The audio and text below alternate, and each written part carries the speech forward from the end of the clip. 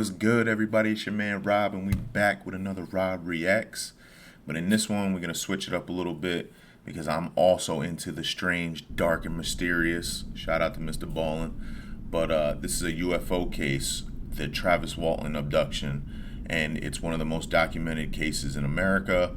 There's all kinds of videos. They made a movie about it. If you want to see more, research more, you could easily type in Travis Walton and everything will pop up.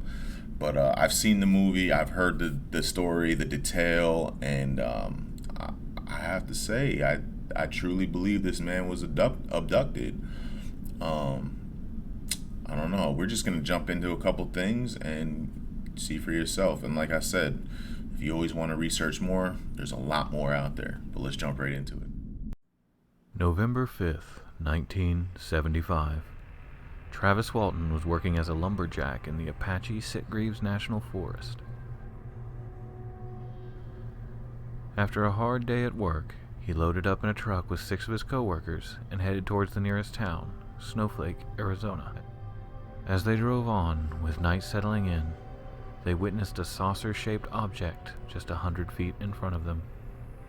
The truck was stopped, and, after an argument, Travis decided to approach the strange craft. As he got closer, he says a beam of light struck him and he blacked out.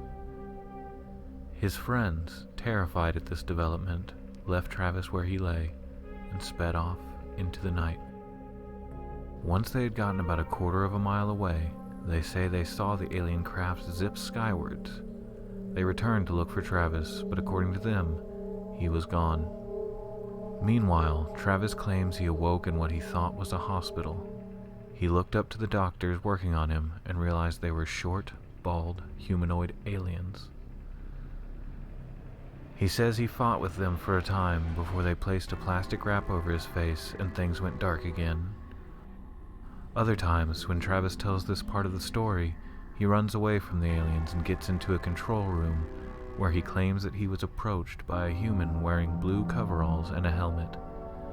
He explains that this strange person led him through the ship, showing off the hangars and other amenities, before bringing him back to an examination room where he's knocked unconscious by one of the earlier aliens. Travis's co-workers returned to town and spoke with authorities, who were initially skeptical. They believed that the 6 other workers had murdered Walton due to a disagreement earlier in the day. With no evidence supporting their claims, all they could do was work the investigation and wait. He states that he remembers seeing the craft close its doors and float into the distance. He wandered to a phone booth in Hever, Arizona, roughly 30 miles southwest of where he was taken. He claims the town was strangely, completely empty.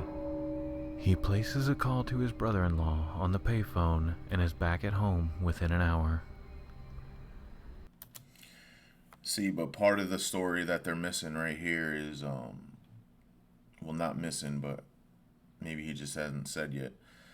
But, yeah, so for those 5 days, 6 days, whatever he was missing, that his friends were interrogated by police, given polygraph tests because they thought they believed they had killed him, and they were trying to stage this whole hoax. And all the guys passed the polygraph tests, and then this is when things take a turn. And yeah. His attempts at recovering quietly at home were quickly thwarted. Travis Walton was on the lips of every UFO researcher and tabloid journalist in the country. A man had seemingly been taken for 5 days and returned. No one was going to leave Travis alone. He was immediately put on the defensive and given a lie detector test. He failed spectacularly. Some say this was due to the fresh trauma of being abducted, while others claim he had been hiding in the wilderness for 5 days and hadn't gotten his story straight just yet. He would go on to pass subsequent tests. Not everyone believed Travis. His most vocal detractor was ufologist Philip Klass. He noted that the sheriff that was familiar with the case stated that Walton, along with his mother and brother-in-law, were huge fans of alien media. He posited that just 2 weeks earlier, Walton had watched the UFO incident, a fictionalized portrayal of the abduction of Betty and Barney Hill. Details in Walton's stories allegedly closely matched what was shown in the film. According to Travis, the area where he was abducted began acting strangely. Ufologist and Walton claim, without concrete truth, that the trees in the area have begun growing faster. They claim that core samples have shown increased growth at least 15 years after Walton's abduction. Tests were allegedly done that show a chemical change in the soil in the area, and that tree trunks that faced the UFO reportedly had incredibly wide and elliptical rings in their cores. Walton has always maintained he was abducted. He thinks it wasn't on purpose, though. He believes that he wandered too close to aliens studying the environment and got accidentally knocked out by their tools. He thinks he might have been airlifted onto the ship to make sure he was okay. These days, the area where the event happened is a very different place than it was in 1975. In 2002, a wildfire completely destroyed the area. The logging road Travis and his friends were on that night has since been decommissioned by the Forest Service.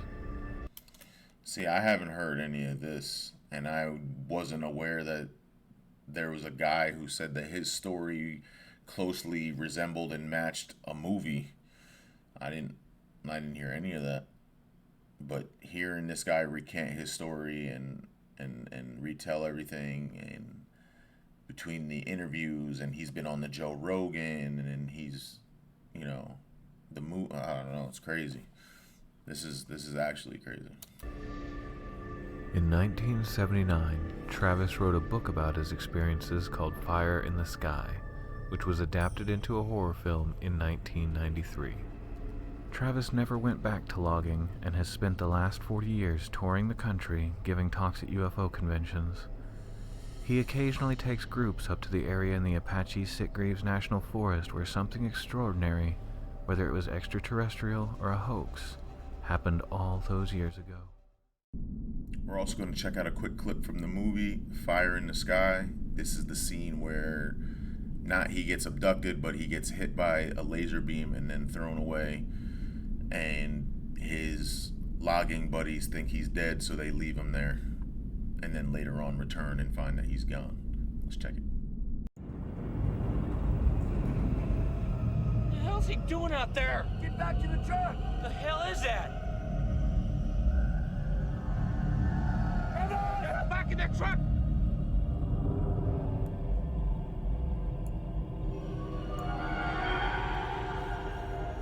Get out of there! What is that? I don't know what that is.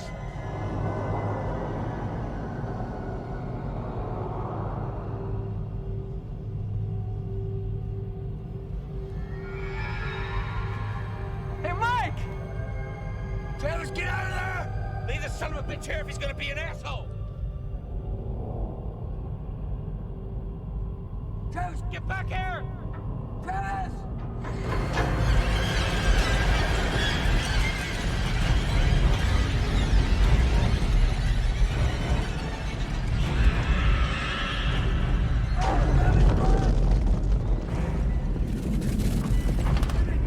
What the hell is that? You feel that? Travis!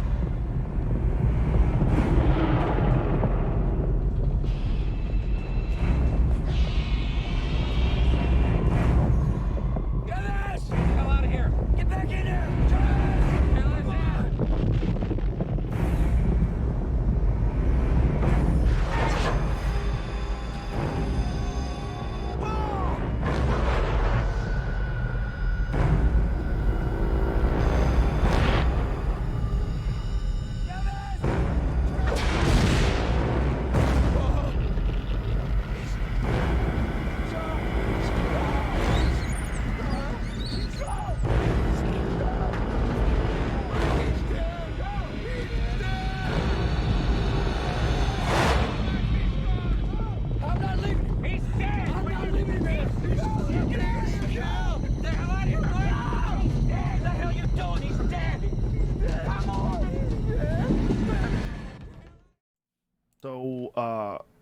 What do you remember from that moment on? When I regained consciousness, it wasn't real quick. It wasn't real woken right up. It was real slow. It was dim. My consciousness was kind of like in and out for a while. I didn't know where I was. The pain and the feeling that I was mortally wounded, something was so wrong inside. I felt like I was dying.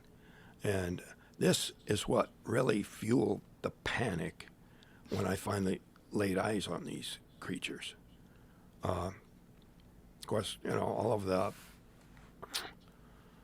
mental programming that we get from Hollywood that aliens are invading monsters, didn't help.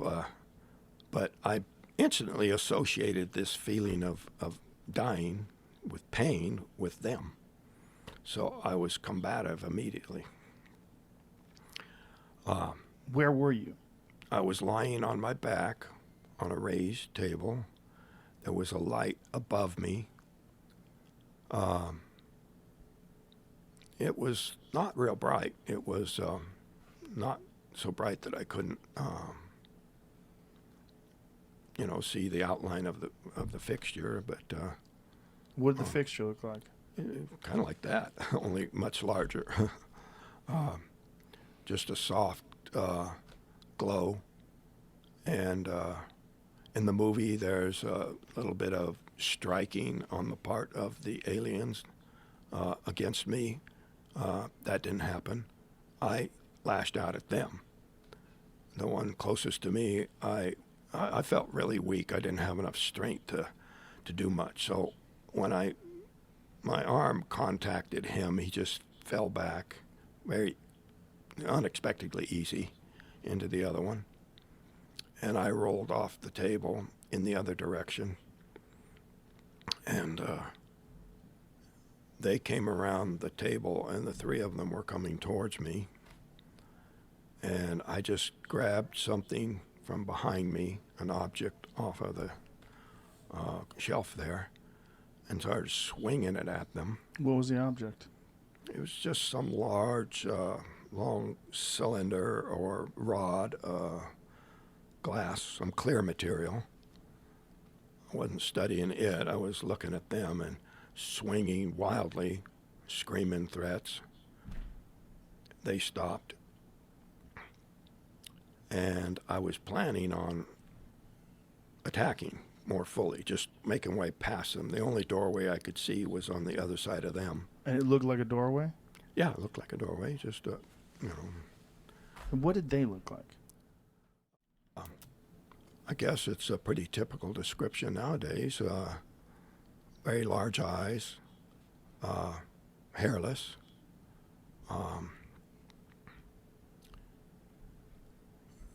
two eyes, nose, mouth. I didn't see them speak or no change in the expressions. And to me, that in the face of all the screaming and the fear that I was projecting, their lack of reaction probably just added to my panic. But Did they feel like they were a living creature, or did they feel like they were a robot? well, they were without expression, I'll say that. But, I've had 45 years to think about that. In more recent years, I think, well, maybe if they're telepathic and it's developed enough to where they don't need to talk, they also don't need facial expression. Right. And so their ability to communicate with each other would be much richer and more complete than we have. And speech and frowns or smiles or whatever would become obsolete pretty quick. Yeah. Well, that is a theory about where human beings are headed. If we continue to evolve, that we will one day reach this point where the biological limitations of our monkey bodies will slowly start to fade away, and we'll have different abilities to Well, communicate. why would we need to frown or smile if you can say much more? And also, their musculature, did they look like smooth, like they had no clear muscles? Yeah, they were pretty smooth, very light. When I hit the one, it fell back into the other one pretty easily.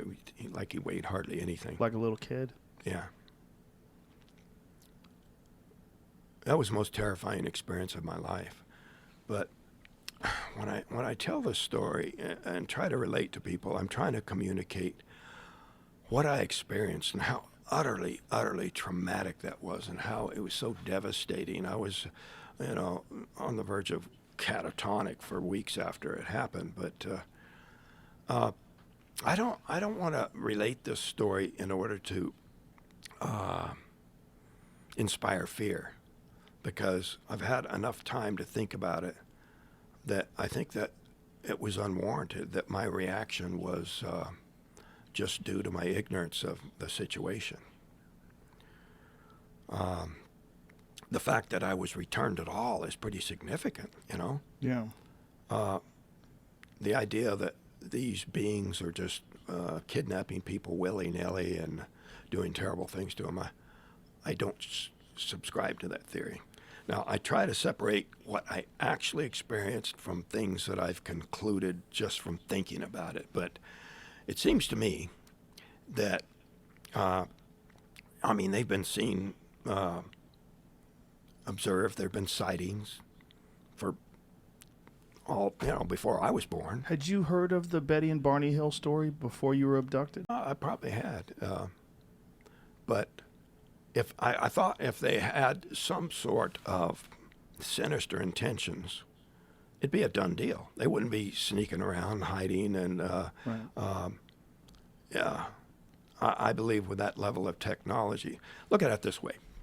Human beings, just virtually everything technological that we have is just a few hundred years old. But that's going to do it for this one, guys. I appreciate you sticking around to the end of this one. If you like this kind of content, please drop a comment. Let me know. If there's something you would like me to react to, also let me know. Like I said, appreciate you guys sticking around to the end of this one. I'm Rob. This is Rob Reacts, and I'll catch you guys on the next one. Peace.